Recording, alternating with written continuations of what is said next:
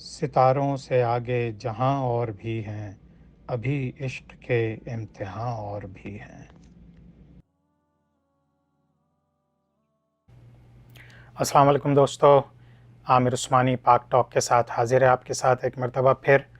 आज की पाक टॉक थोड़ी सी अर्जेंट बेसिस के ऊपर करनी पड़ी, क्योंकि यकीनन आप लोगों ने ख़बरों में सुन ही लिया होगा कि आज सुबह इमरान ख़ान को गिरफ़्तार कर लिया गया।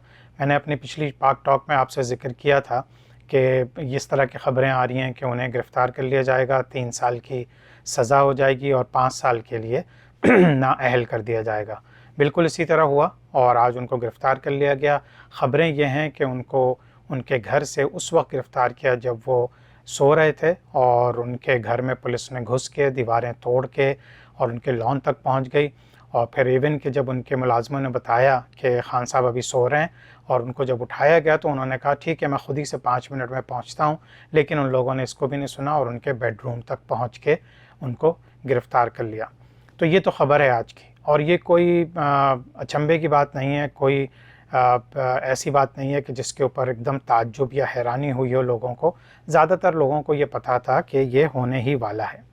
लेकिन आज मैं ये थोड़ा सा आप लोगों के लिए फूड फॉर थॉट रखूँगा कि आखिर ये क्या है, ये कैसा गुस्सा है। क्योंकि जब जुल्म होता है तो उसके पीछे कोई ना कोई गुस्सा कार फरमा होता है। हमने पूरी इस्लामी तारीख़ में देखा, दुनिया की तारीख़ में, कि जब भी किसी कौम ने जो है वो ऐसे इंसाफ के निज़ाम को रौंद डाला तो उसके बाद अगर उससे कोई टक्कर लेने के लिए खड़ा होता था तो उसके ऊपर गुस्सा आया करता था बड़ी बड़ी ताकतों को, और फिर वो उस गुस्से के पीछे जुल्म और सितम की कहानी रकम कर देते थे। बिल्कुल इसी तरह शायद इमरान ख़ान के साथ हो रहा है। शायद इमरान ख़ान ने अपने आकाओं को नाराज़ कर दिया।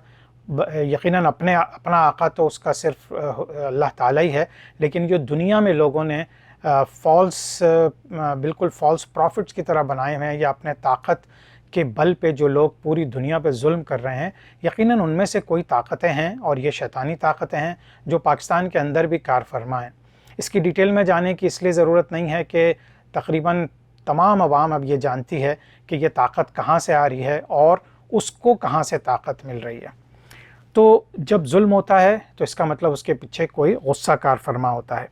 इमरान ख़ान ने कौन कौन से फ़िरौनों को ललकार दिया, कौन कौन से ऐसे दुनियावी फ़िरौन हैं जिनको उसने गुस्सा दिला दिया।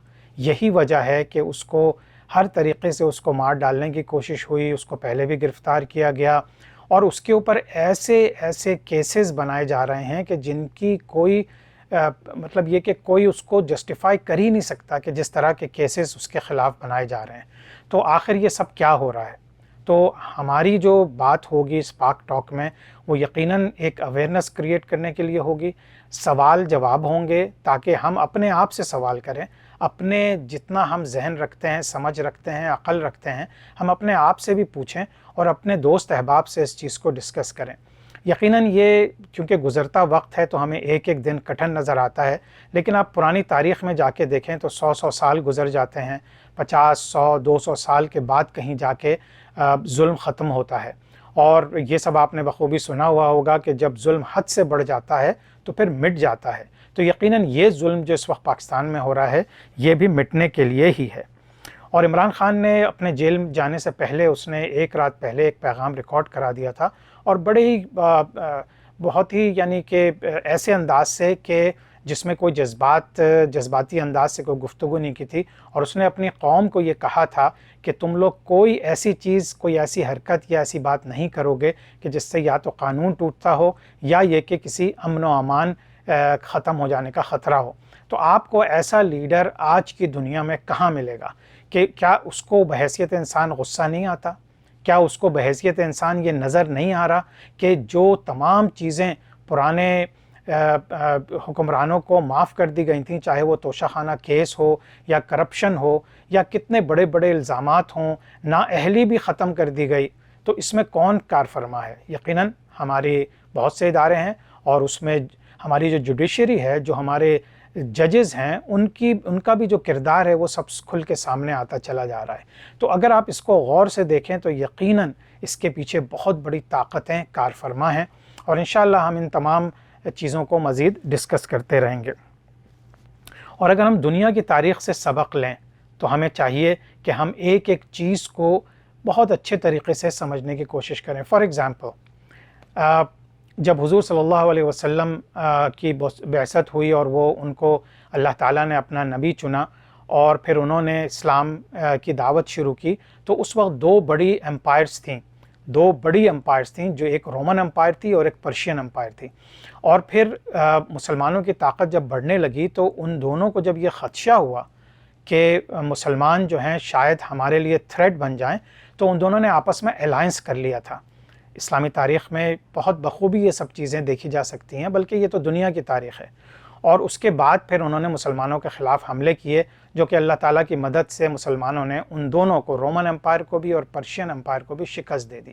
اگر آپ یہ بہت چھوٹے لیول کے اوپر پاکستان میں دیکھیں تو پاکستان میں ایک حق اور سچ کی بات کرنے والا ایک آدمی جیسے ہی اوپر آیا، جیسے ہی ایک ایسی پولیٹیکل پارٹی بنی کہ جس نے سچ اور حق کا بول بالا کرنے کی بات کی، تو جتنے بڑے بڑے سمجھ لیجئے کہ طاقتیں تھیں، جس طرح رومن امپائر، پرشین امپائر تھے، اسی طرح ہمارے ملک میں بھی جو دو بڑی بڑی پارٹیاں تھیں اور اس کے علاوہ جتنی طاقتیں تھیں سب مل گئیں، سب نے ایک الائنس کر لیا اور سب نے مل کے مزید پھر ہمارے ادارے ان کے ساتھ مل گئے اور سب نے مل کے عمران خان کو ختم کرنے کی پالیسی بنا لی۔ اب ظاہر سی بات ہے پوری دنیا کا پریشر ہے، اتنے آرام سے تو کسی ایک ایسے آدمی کو کہ جس نے کوئی گناہ نہیں کیا، کوئی کرائم نہیں کیا، کوئی ایسی وہ بات نہیں کرتا، پھر اس کو آپ کیسے اس طرح سے اریسٹ کر کے یا اس کو مار سکتے ہیں؟ تو اس وجہ سے ابھی تک عمران خان کی زندگی محفوظ ہے، اور اللہ تعالیٰ جس کو رکھے اس کو کون چکھے۔ تو ہر دفعہ میں آپ لوگوں کے ساتھ کوئی شعر کرتا ہوں، اس دفعہ بھی آپ سوچئے کہ بہت ہی مشہور شعر ہے کہ ستاروں سے آگے جہاں اور بھی ہیں، ابھی عشق کے امتحان اور بھی ہیں، ابھی تو بات شروع ہوئی ہے۔ ابھی تو عمران خان نے اپنی بات 1 سال 2 سال، ابھی اس کو جب حکومت ملی تھی 3 سال، تو اس نے ایک اویئرنیس پھیلانے کی کوشش کی جس کو لوگوں نے شروع میں سمجھنے سے انکار کر دیا۔ آہستہ آہستہ لوگوں کو یہ بات سمجھ میں آنے لگی۔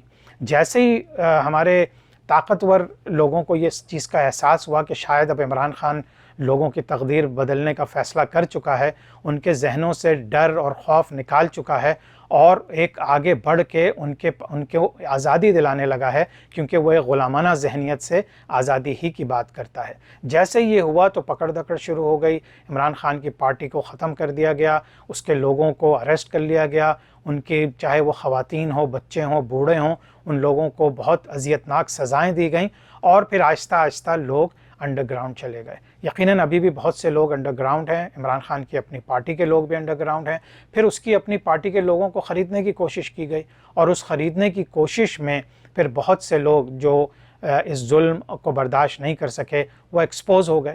تو اللہ تعالیٰ کی طرف سے تو یہ مزید ایک عمران خان کو چانس ملا کہ کھرا اور کھوٹا الگ الگ ہو جائے اور اس کو پتہ چل جائے کہ کون کھرا ہے اور کون کھوٹا ہے۔ تو انشاءاللہ تعالیٰ اگلے ویلاگ میں آپ لوگوں سے مزید بہت ساری باتیں کرنی ہیں، کیونکہ اگر ہم جس طرح میں ہمیشہ آپ لوگوں سے کہتا ہوں کہ پلیز تھوڑا سا تاریخ پر نظر رکھیے۔ اگر ہم آج کے حالات کو سمجھنا چاہتے ہیں تو ہمیں نہ صرف اسلامی تاریخ بلکہ دنیا کی تاریخ کو کم از کم ایک سرسری جائزہ لینے کی بہت ضرورت ہے۔ انشاءاللہ آپ لوگوں کے ساتھ میں آئندہ بھی اس کو شیئر کرتا رہوں گا، لیکن اگین اسی شیئر کے ساتھ اجازت چاہوں گا کہ ستاروں سے آگے جہاں اور بھی ہیں، ابھی عشق کے امتحان اور بھی ہیں۔ اگلی ویلاگ تک کے لیے اجازت دیجیے۔ اللہ حافظ۔